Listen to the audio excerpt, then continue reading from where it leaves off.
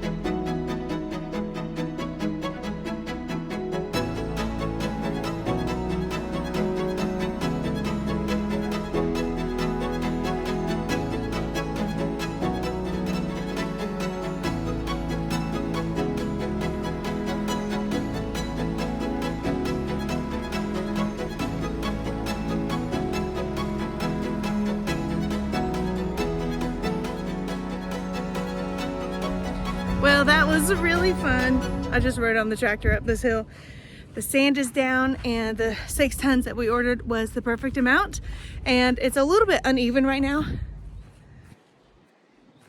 But as the animals walk all over it and spend time here, they're just gonna end up pushing it around just by stepping on it, so I don't have to level it out too much. We did have enough to put inside the stalls. So now this stall has a nice dry base. Look at all of them. We had to leave the gate open for the tractor to be able to deliver it down here. So they're all in the in jail in the stall. Not that they mind, because that's where the hay is and that's what they're eating. When you add this, please quiet down, chicken. When you add this much sand into your pasture, horses naturally graze on the ground. We have to be very careful about sand colic, and so we're going to prevent sand colic 2 ways. The first is we can add something, it's called sand clear, into their daily grain. They can get it like once a week or once a month, I can't remember. That chicken has a lot to say.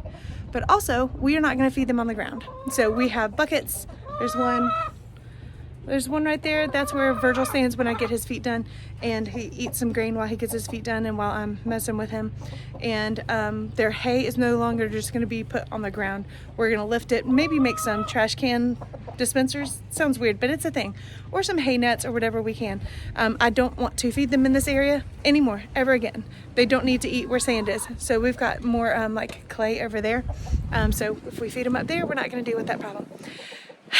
That's all for today's video. Have a wonderful day. Okay, friends, y'all need to leave the stall because you're eating the entire bale in one day. Save some room for later. All right, everybody out.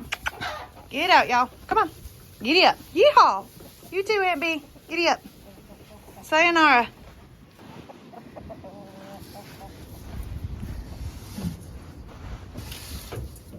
Trickety close.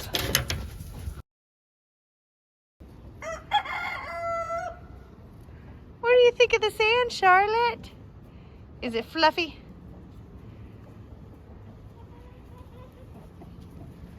Virgil, you're walking better, baby.